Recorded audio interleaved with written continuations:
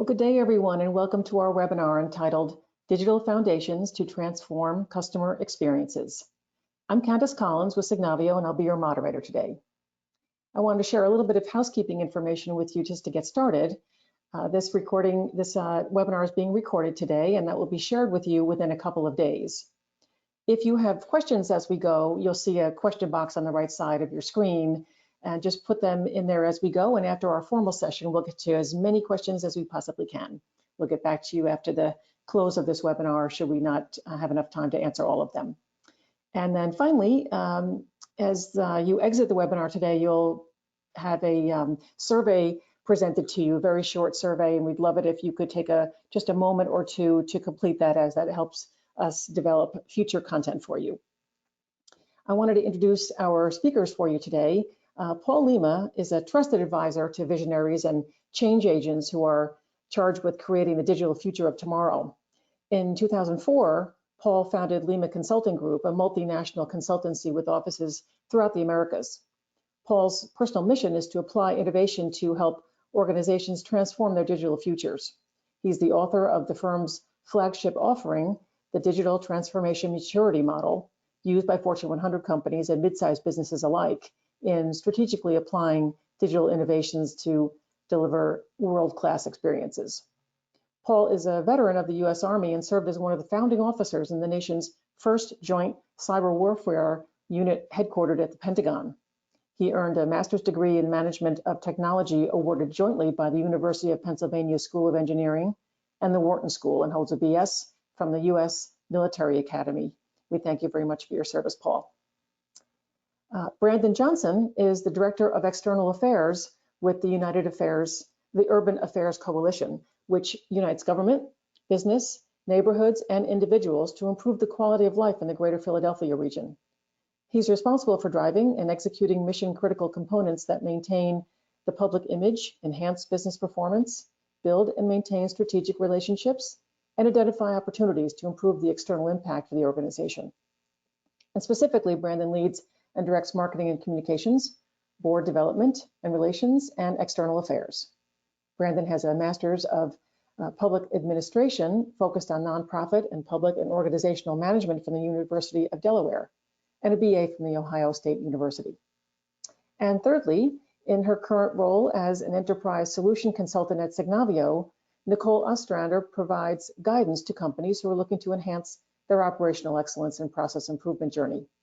She helps them to best identify the right fit to solve their pain points and assist them with creating a best course of action in order to achieve their goals. Nicole has worked with numerous companies to build programs that support customer excellence, that are sustainable, impactful, and deliver real value. We are very happy to have Paul, Brandon, and Nicole with us today. We have an exciting webinar planned for you today. The content will focus on how to build a customer experience roadmap following best practices from Lima Consulting with a use case from the Urban Affairs Coalition. And you'll also see a demonstration from Nicole. Our speakers will address the concepts noted on this slide during the next 45 minutes or so. And now I'll pass it over to Paul with Lima Consulting. Thanks, Candace, for the kind introduction.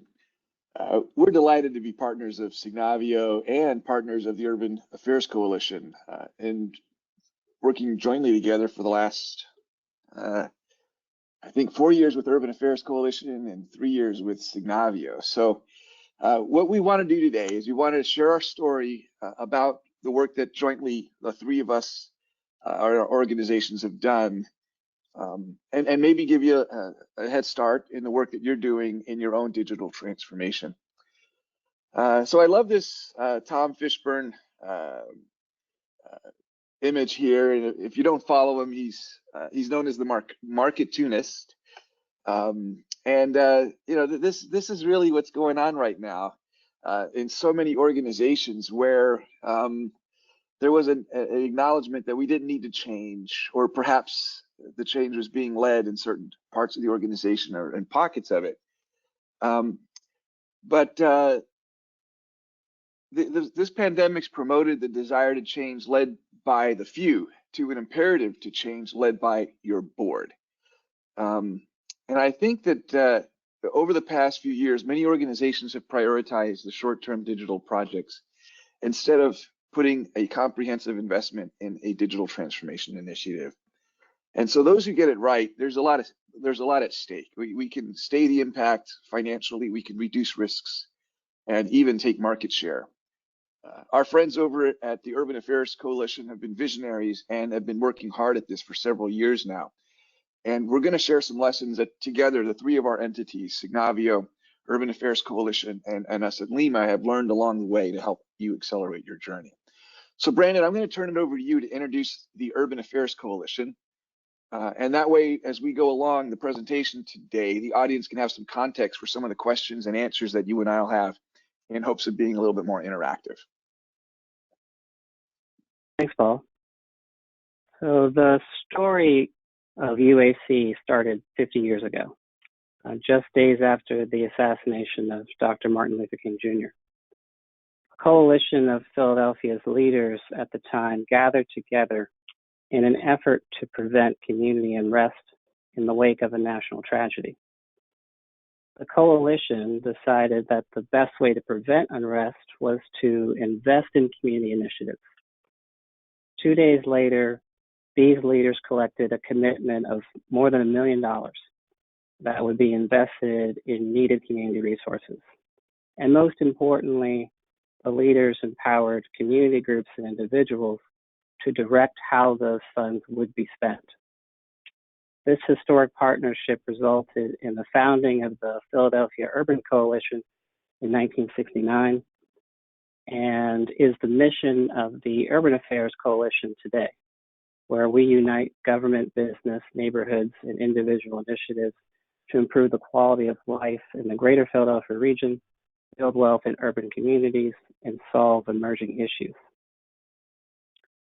Today, we're the largest African-American-led fiscal sponsor in the nation, which means that we provide our 501c3 status and capacity building services, such as risk management, financial management, compliance, human resources, and professional development to more than 80 separate nonprofit partners.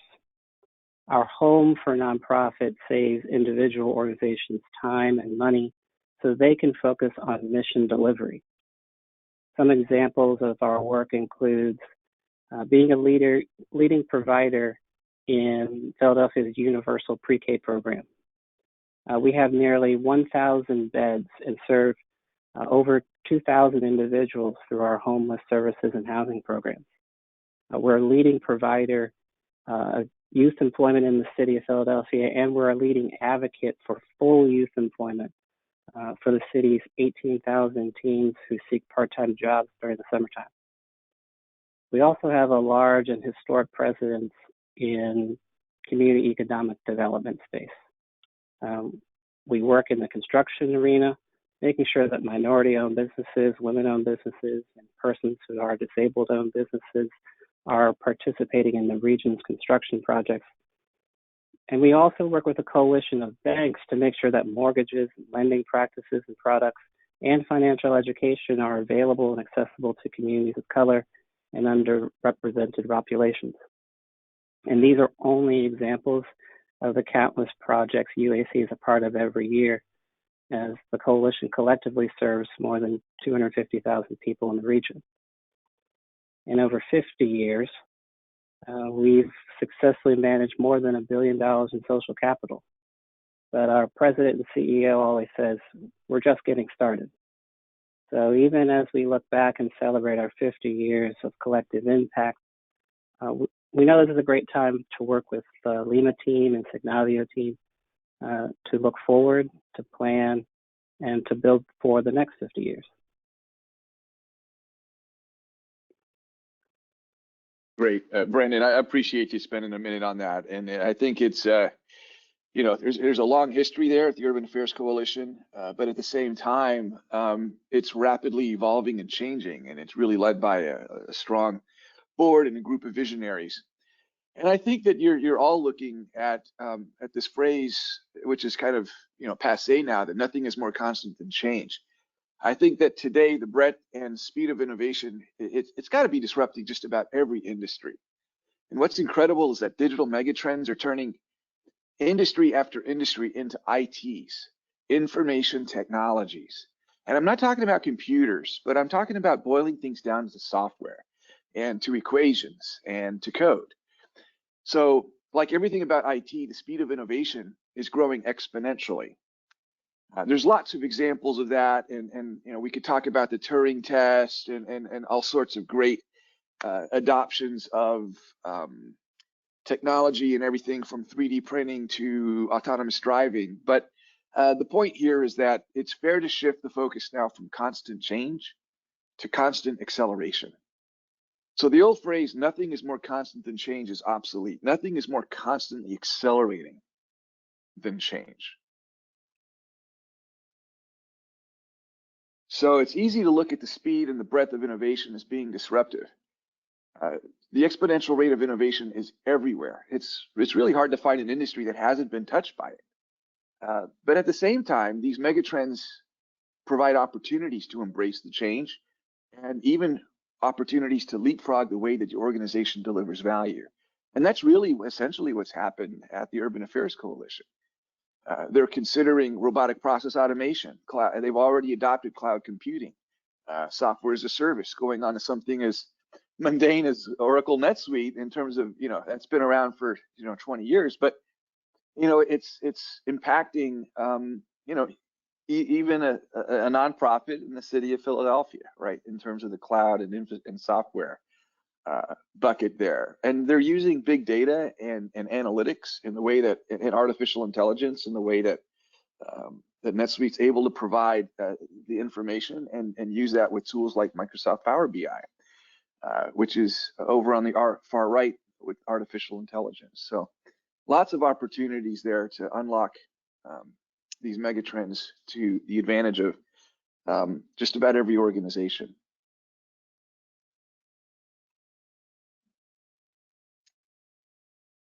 So digital has never been easier than it is today for consumers, right? But it's never been more difficult today than for those who are responsible to invent and deliver those digital experiences, right? We've got the era of the connected consumer. People today are consuming more content across more devices than ever before. Think about your own Netflix behavior. You watch on one device and you want it to pick up on the next device where you left off. At the same time, there's an explosion of data flowing through services, or through devices and servers in the cloud. And more is known about us than ever before. So this flood of data is overwhelming for many companies trying to act on it. But there's also a tremendous opportunity to target and personalize and understand the impact of digital experiences on preferences and behavior. And then finally, these changes with consumer behavior and the explosion of data that's resulted have created a digital disruption for business. And we talked about the accelerating and exponential growth of innovation. So entire industries risk being wiped out by a well-designed app. Smart businesses are making moves to outmaneuver the competition for attention or mind share, revenue, and loyalty. And this can be the difference between thriving and dying in today's digital economy. So the leaders of today who are charged with creating and road mapping their organization's path to tomorrow need to find new ways and new answers to adapt and transform. So having said that, Brandon, let's pivot back to you. What was it that caused the Urban Affairs Coalition, the board, the steering committee to make the decision to adapt and transform, unlike the image that started off our picture of the gentleman making the comment in the conference room? Yeah, Paul, we were impacted by the trends you described. As a leader in the fiscal sponsorship space, UAC was already a leader in technology in our niche, but we wanted to get on the cloud. We wanted to provide an easier user experience to the civic leaders and community activists who are running the nonprofits we serve. And we wanted to connect with the millennial social entrepreneur that we want to serve. We also wanted to find ways to use automation to streamline the process that our customers are doing, again, to save our nonprofits time and money so their services and mission have the greatest impact. So we hired Lima to help us build a roadmap, to help us build the business case to secure the funding, and to help us build consensus we needed internally and in our networks to change toward a vision. Well, no small feat, right? Because you had to touch Absolutely. a lot of a lot of areas to break that inertia, and that's what it is, right? I think there's visionaries and leaders that aspire to start, but then they need that help to break the inertia.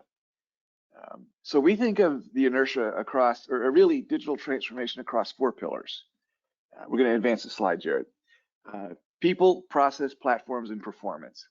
So those pillars are the basis for our digital transformation model that we have here at Lima. They really are the organizing principles, and you're going to see these pillars come up in 2 more slides later on.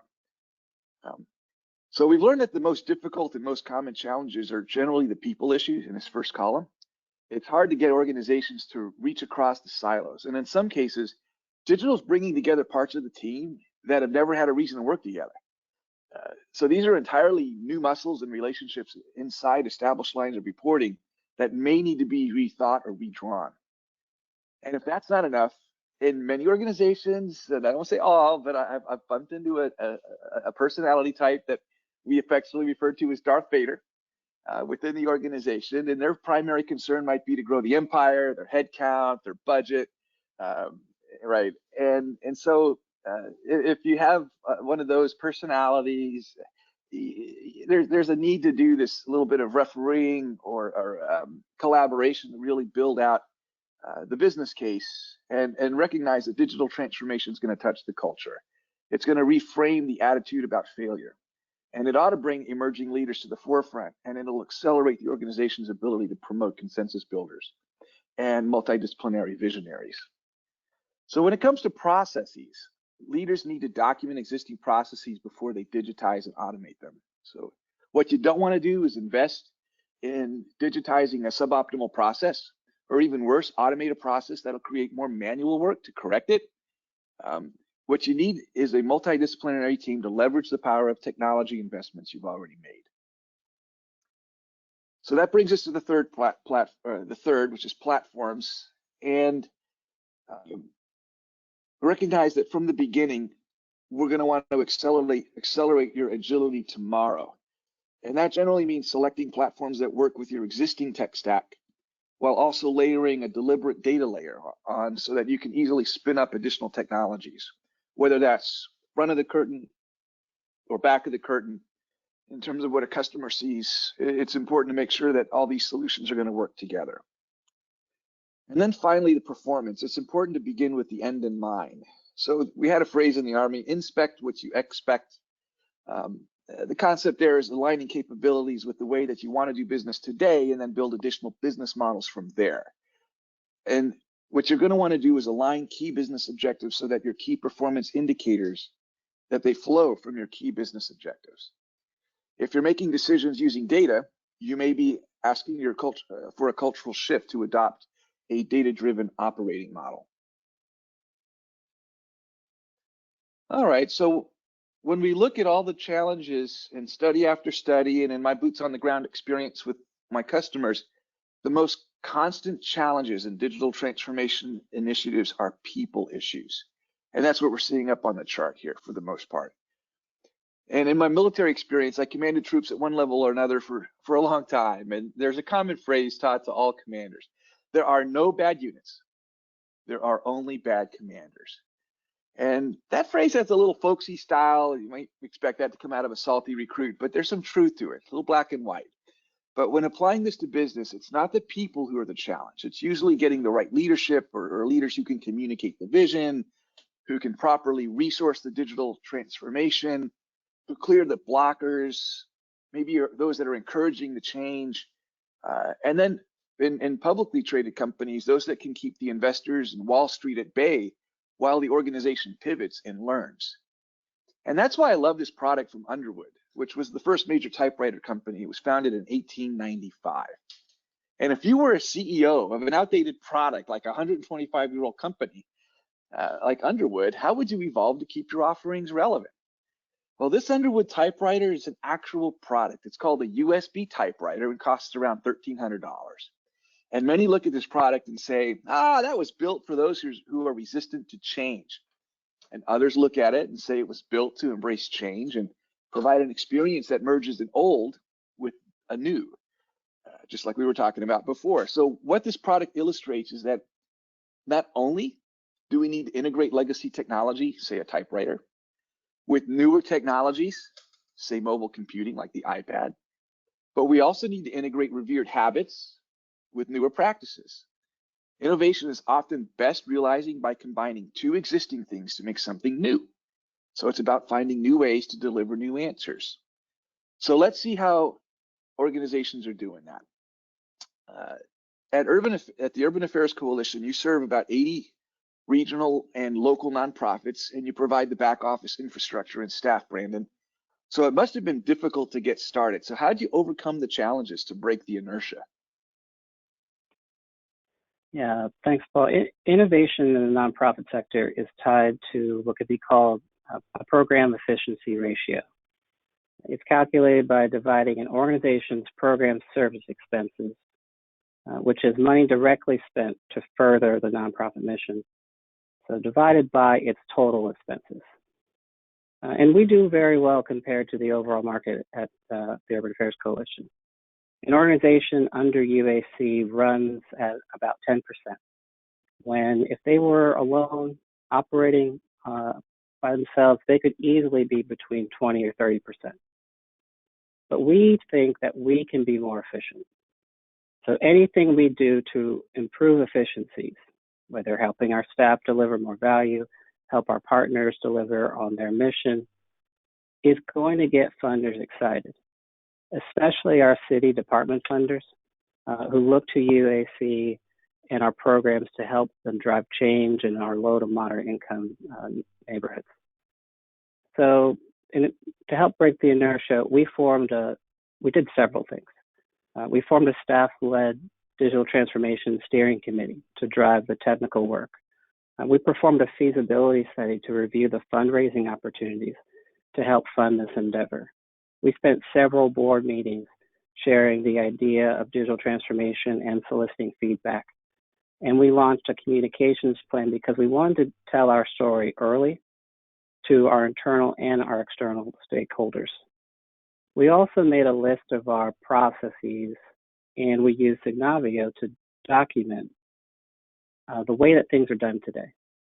And we've never done that before, but it really has positioned us to be able to standardize the way we do business today so that we can automate the way we want to apply technology in the future. Yeah, that's lots to do. So digital transformation, it means a lot of different things to different folks. And so we've been throwing that term around. Let's go ahead and pivot a little bit. And I'm going to share a little bit now about our Lima Consulting Group model, and then we'll dive a little bit more into specifics on how Signavio actually helped Urban Affairs Coalition to break the inertia and get started. So let's define digital transformation. We view it as the realignment and the investment in 4 pillars: people, process, platforms, and financial and measurable performance, right? In order to support both your existing ways of doing business, so that means doing business as usual, and then into new business models. So this is where disruptive models can be layered onto your existing revenue stream. Keep in mind that business models are ways to make money, and there's tremendous innovation in this area. And for those who get it right, they're effectively engaging customers at every touch point with the brand.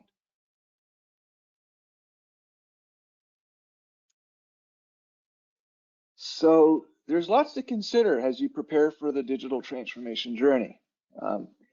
And part of the leader's job is to provide the vision, the training, the resources, right? That's understood. But I think a lot of organizations view digital transformation as a project with a clear beginning and a clear end.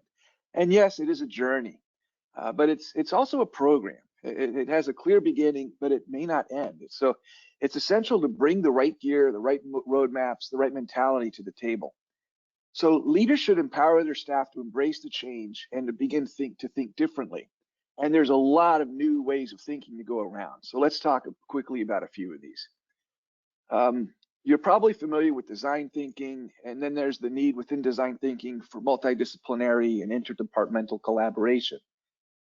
There's also data-driven decision-making. We talked a little bit about being a data-driven operating model or using that, and then deploying agile work streams, counterbalanced with a disciplined project management approach.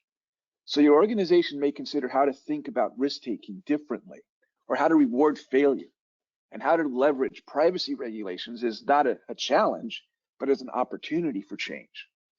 But I think the most important tip is the final one, to think big. Too many businesses set their aims too low when it comes to their digital ambitions.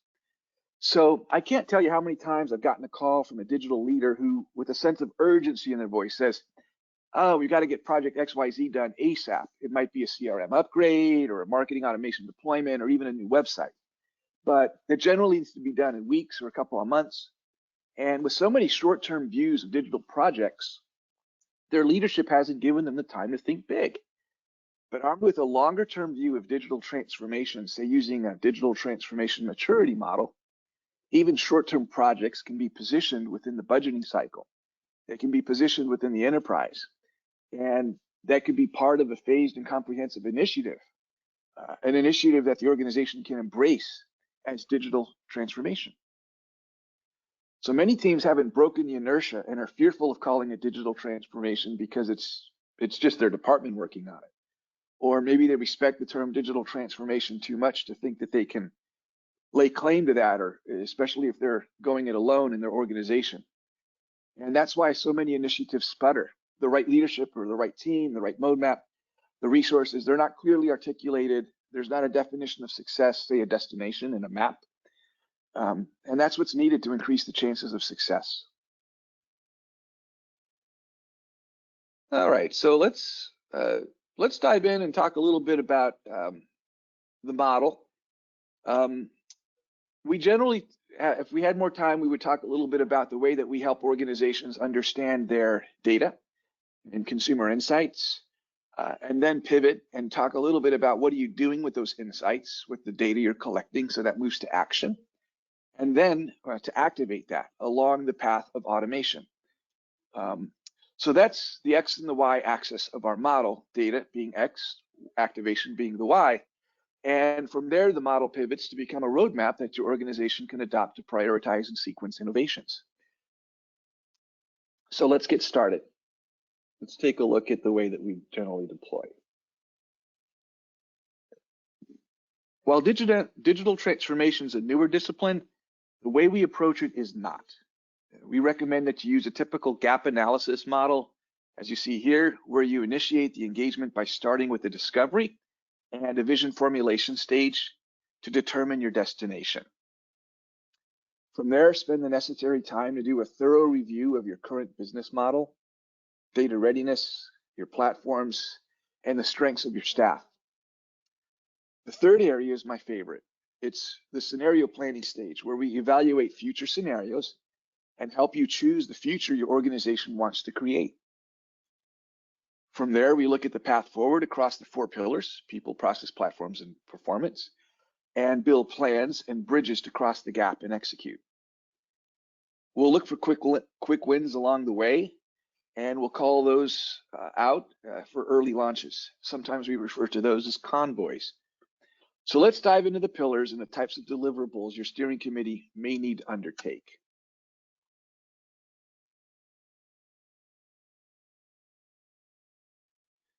You may remember that in our definition of digital transformation, we included 4 pillars. From there, we chatted a bit about how best to prepare, and at a theoretical level, how to think differently. So let's look at the deliverables needed to lay a solid foundation for your digital future. I'm going to cover all 4 in this slide, but with Nicole and Brandon, we're going to go into deeper dives in the process and the performance pillars in today's presentation. So let's start with how to augment your agility, which is the first pillar. You may consider what the support model is going to look like within your organization. Are you going to structure using a hub and spoke model, a centralized or a decentral model, a honeycomb, a cluster? These are organizational design constructs. Who's going to be the subject matter expert, and how are you going to roll things out? And then from there, you're going to want to take a look at the gap assessment and understand, maybe through a 3-year staffing plan, how to help migrate your current staffing to the desired staffing model. Should you insource? Should you nearshore? Should you offshore? What skills and partners would you need? And what's the 3-year training plan for each labor category or person on your staff? It's not possible to build a plan in a vacuum, so the interdependencies with the other pillars are also needed to build the people plan. So moving on to the second pillar, process. If we want to scale and standardize the business, as Brandon was talking about, we need to document our processes. So first document, then digitize. If there's only one thing you take away from today, that's it. Document, then digitize. Start with understanding your customers, build a persona, and don't worry if you don't have the budget to do quantitative or qualitative research. Just use the experience of your staff and brainstorm and put it down on paper. In our Lima Consulting Group blog, we have some templates to help you get it done if you want to download those. From there, assess what content you have and document the desired customer journeys. But it's not enough to imagine a customer journey. You need to engineer your process as well. That's why I love the term from Disney, Imagineering, where you put it together. Otherwise, the beautiful customer journeys collect dust and the builders won't be able to build. So we use Signavio's process modeler to document process maps so that they can be easily turned over to the builders. Once you've got the processes deployed in their corresponding tech stacks, it's important to understand what's normal. And that means we've collected data and we know when something is outside of the band of excellence. It's more than snapshot reporting. Alerts imply that when they fire from your system, that additional processes need to be activated to take appropriate actions. Which brings us to the third pillar, platforms. Just last week, Martech Today released their 2020 marketing technology landscape. It's got over 8,000 company logos on a single landscape. That's a lot of innovation. And this type of disruption is happening in every industry. So it's getting harder to pick the right tech stack that's going to make it all fit together. So pick big platforms and choose their ecosystem in addition to choosing your big rock solution.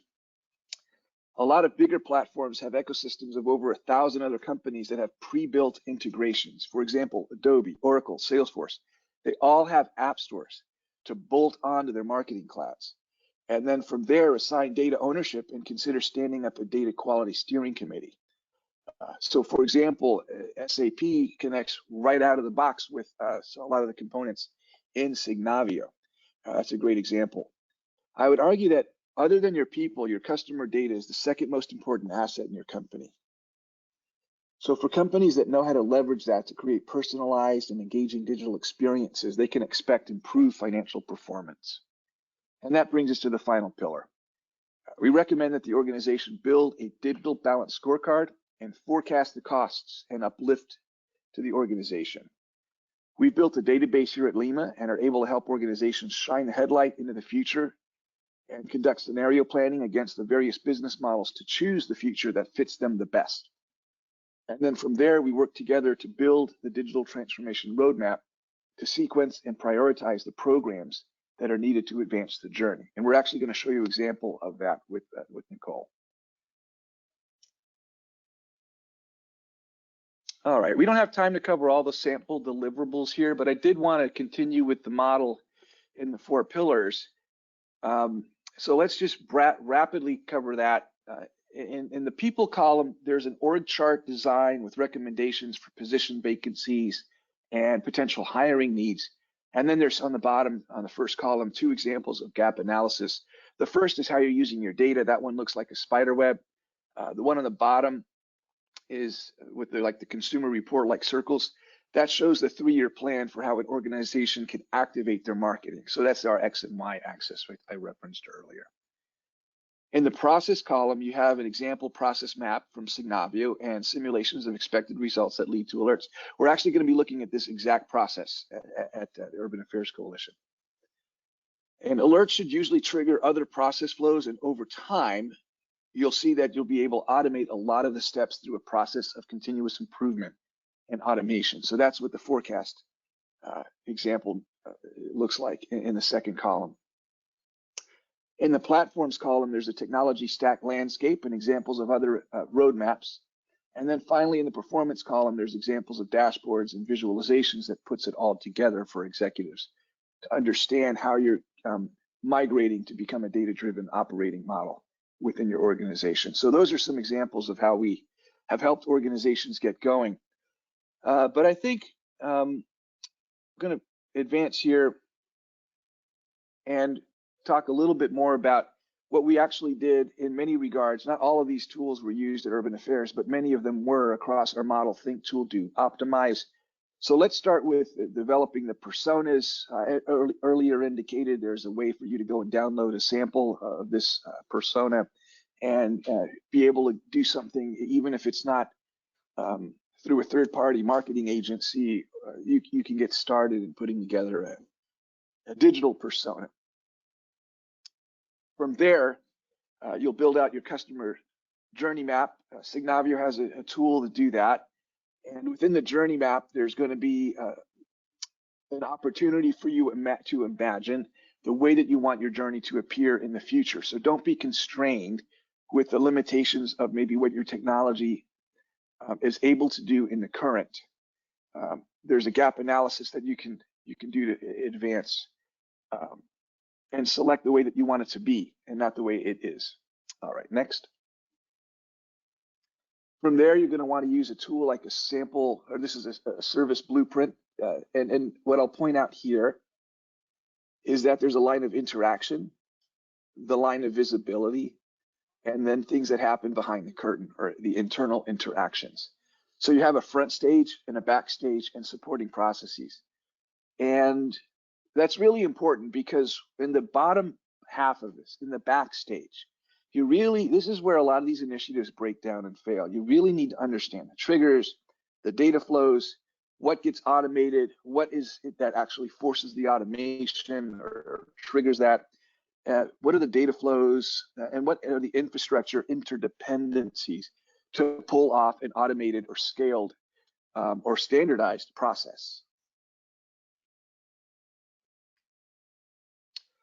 And then we'll move to the business process map. And so this, again, is the same. This is actually an Urban Affairs Coalition process on how they approve a particular funding request. And there's lots of swim lanes.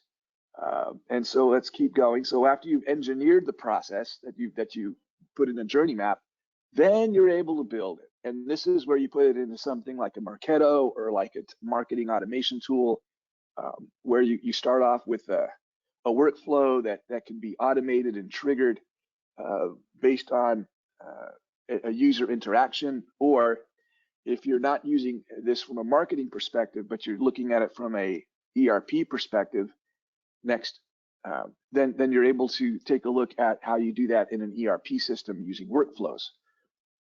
So this is a workflow in NetSuite. Okay. From there, we saw this image a minute ago. We can begin to optimize and understand the expected performance of the process and understand when we're outside that band of excellence in the light blue. And then finally, we can provide dashboarding and reports to our management team. All right. So the people and process steps need to be done before you go out and contract a platform to automate your processes or deploy your marketing automation or any other front-facing activities. And many organizations haven't spent the time to optimize their processes so that they're ready to embrace the changes that we're talking about. From here, I'm going to hand off the presentation to Nicole to show how the Urban Affairs Coalition used Signavio to really invest in their processes and position themselves to digitize their business. Great, thank you so much, Paul. In just a second, you'll see my screen, and we'll start off with that customer experience. So as Paul mentioned, it's important to start from the customer perspective, identifying that persona and really being able to say, well, what is their objective? What do they hope to achieve by the end of their personalized journey that they create? As they go through their journey, they're going to start to identify specifically how they interact with our organization. And this allows you to pinpoint those pain points that your customer may face as they progress through their own customer journey. What this will do is really help prioritize where process improvements need to be made, really addressing which customer-facing processes should be evaluated. So what we can see here is we have our persona going through their personalized journey and identifying where there may be roadblocks, those moments of truth that make it or break it if they want to continue to work with the organization. And keep in mind, customer experience can actually be both external and internal. How are your employees doing? How is their well-being? Can be used from both perspectives. And we can start to address, well, where is their frustration? Where is their stress? Where is that pain point that we as an organization may have an influence to change? So we'll see the frustration of our persona here and say, well, what process is the facing of the customer here? What is it that they're actually experiencing? So this is actually the before state of this approval process here. And what you can see is there's a number of different swim lanes. There is a number of different activities, really a lot of handoffs. What we're finding here is that many times when we think the process is working fine the way it is, we don't really actually understand it until we document it and truly start to say, well, where are there value added activities versus non-value activities? Where may there be redundancies or too many handoffs? It's giving us an opportunity to look in the mirror, to really see the imperfections. And only is it when we see the imperfections do we truly understand how to correct the process the right way. So Paul made a great statement a couple times during the presentation of really be able to document before you digitize. So again, just really understanding what are your processes before moving forward and digitizing and improving. Technology is only so good if you know how to effectively use it. Beyond just visually seeing where there may be interest of change in your process, we can also produce what's known as a balance scorecard. This is important to assess the premier categories and really leverage this balanced scorecard for additional context from your subject matter expert's point of view. Let their voice be heard. If people is a major factor in your pillars, it's critical that they feel comfortable and that they feel aware of where their voice is being heard from process improvement. And yes, you may be aware that there is some efficiencies, but a balanced scorecard will help answer, do you know what specific categories you could really identify better performance, where it may be low or considered poor? Where do we really need to focus in on and get started? So when we start to look and really see these processes and provide that feedback from the balanced scorecard, as well as making sure we come to understand the feedback from our end user, such as, is it taking too long? Perhaps we can start to see where there's opportunity for change. So feedback is critical. It really provides that foundation for user acceptance and really pushes forward how the process should be produced in its future state. So once we're able to get that voice of your end users heard, whether through feedback or a balanced scorecard as an example, we can start to visually see an overlay here. So now we can start to ask the questions based on your feedback. Where is there bottlenecks? And we can see icons start to populate to say that these activities here, these are long wait times. There is a bottleneck at these particular activities. Are these truly value added? How do we mitigate the wait time? Do we need more resources? So it's giving you a foundation to ask the right questions to produce the next best possible process iteration. Where do we see opportunity for that digital innovation? There is a number of great technologies out there, those mega trends, as Paul mentioned. But what is the right fit for us, and where is that right fit in the process? And really start to say, is this an opportunity for automation at these particular activities here? And as we go through, really start to mitigate and remove where we see non-value added activities. So do we really need this step here? Could we remove it? And if so, how does that expedite the process? Once we get a clear understanding of how we want to change, or at least where we want to make improvements, it's about making it a collaborative environment, really being able to facilitate a discovery session. So right now, many of us are sitting at home and we still want to say, well, how do we collaborate with our team? How do we have that communication and foster that discovery session? Well, here you can see the activities and the process here. And we as an organization, whether you be part of the IT team or you're part of the process improvement team, we collectively can go ahead and update where we need to say, what is the IT system being leveraged? What is the average execution time? Where may there be risk? Having it be one collaborative environment, and we can go ahead and say, you know what, I can actually see a bot being able to support this activity and see an automatic update of my visualization being created here.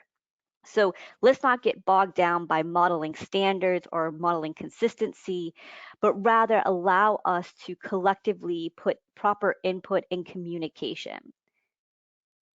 Once we start to identify as a team where we want to move forward, we're able to do a comparison. Where are we today, our as is state, and where do we want to move and progress to the future state? So what you're seeing here is we're able to remove a lot of activities we did not find great value in. We started to add additional steps that would increase the speed of the process. We leveraged technology, and we even added a specific swim lane here as we move down as automation. So we can see specific activities that are now going to be translated into an automated approach leveraging technology.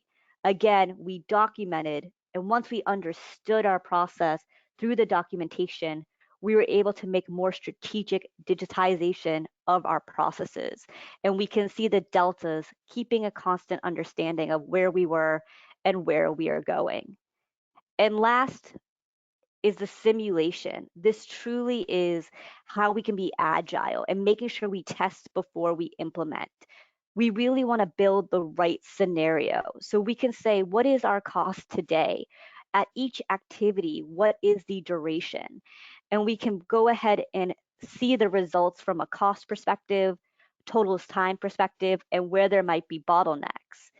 We can move it to the to be state and see on our future implementation of our process, is it really a business scenario that is sound? Are we confident in this decision that we're moving forward with? All right, Paul, I'm going to pass it back over to you. Great. All right. Well, thanks, Nicole. I mean, that really puts it into practice. And if you look at that second swim lane, the original version was lots of boxes for that contracting administrator.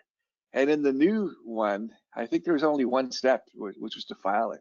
That entire swim lane got moved to NetSuite. So it's just a really interesting way that they're able to visualize that ability to transform digitally. One process on how how Urban Affairs approves their investments. So I wanted to just pivot and really just give the remaining slide, which is the final slide here, to Brandon to talk to us a little bit about a summary of the challenge, the approach, and the results and where you're going. Yeah, Paul, I can certainly say, and I do echo my colleagues at UAC that we've learned a lot so far about our digital transformation. As a nonprofit, we certainly represent the first pillar of our realignment and investment. And our challenge was about people. We want to help, support, and empower people. That's what we do. But we knew early on that scaling our business operations and standardizing our procedures would help us to help more people today and certainly help more people in the future. Our approach is all about process and platforms. Working with the Lima team to investigate our current technology and then identify new technology stacks was a great start to our approach. But identifying and documenting key procedures through Signavio platform was a huge step forward. for us to fully understand how we do what we do. At the same time, show others, like our board and other stakeholders, how the as-is of UAC could become a highly efficient and more effective future state. So now we have a business case to go along with our nonprofit case, the result of which is our financial and measurable performance. So now we have a story to share with funders and new business contacts. When we share with social entrepreneurs who are looking at UAC services, that we're moving to a place where an invoice can be submitted and approved by their cell phone, or when a current program, especially in this time, gets emergency COVID-19 funding, let's say for PPEs, and knowing that our internal review process, which Nicole shared and walked us through, not only is fast, consistent, accessible, even in a remote environment, these are benefits for our organization. But the results also provide possibilities. We're a fiscal sponsor in the greater Philadelphia region. We have partners in other cities, and we know that nonprofits in Baltimore, Pittsburgh, Chicago, Boston, for example, need as much help as Philadelphia nonprofits. Digital transformation has allowed us to truly envision how UAC could be in service far beyond our physical presence. And while we're still making progress, it's nice to look back and see what we've accomplished so far. And it's certainly promising to see where we're going and know where we could go.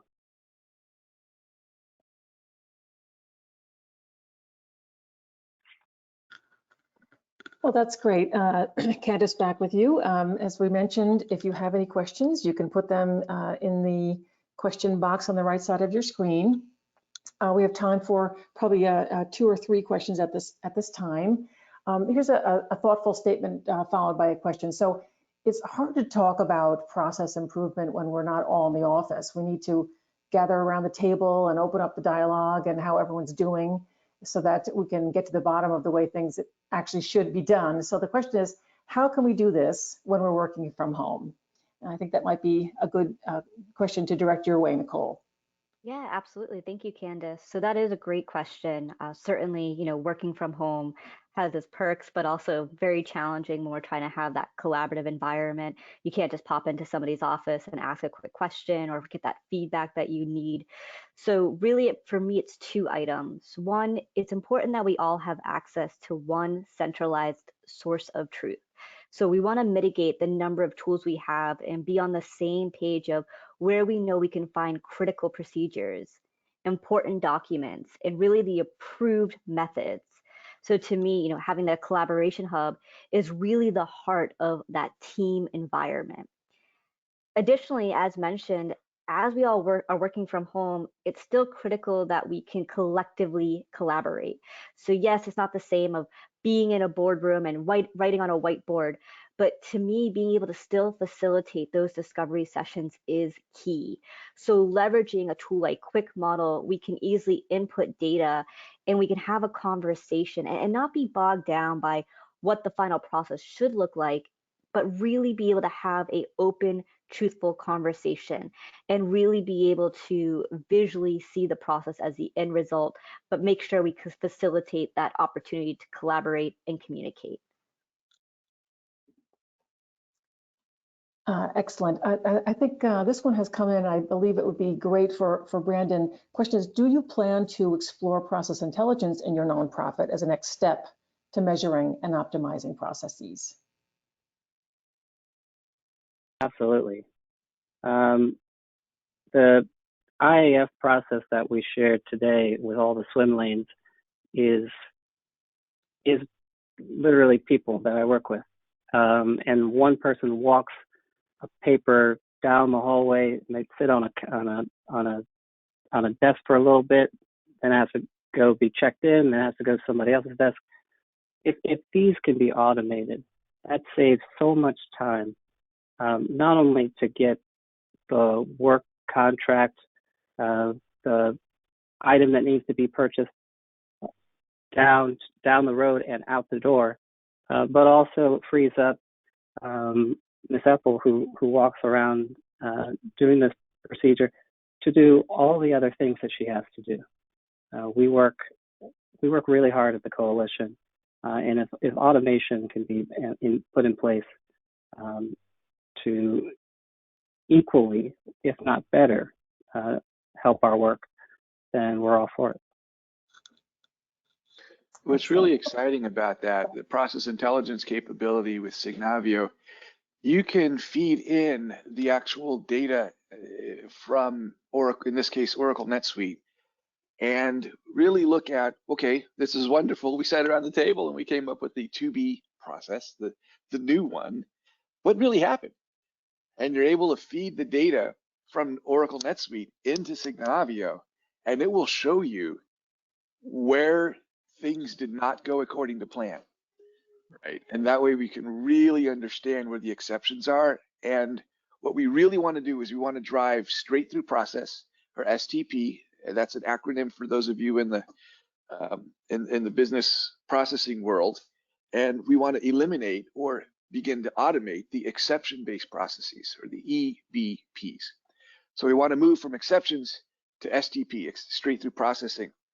And through process intelligence, that's something that I hope that Urban Affairs Coalition later on can adopt once we get through the NetSuite deployment. Outstanding. Well, as we go to the last slide, I want to thanks so much, Paul, for sharing the strategy and reality of how digital foundations can indeed transform customer experiences, and the case study with Urban Affairs Coalition with Brandon, and then Nicole for showing us how it's actually done using the tools. We hope this was very helpful to all of you who joined us today. And as we mentioned, you'll get the recording in a couple of days, and we hope you'll take a moment to complete the survey as you exit. So thanks all for joining us today.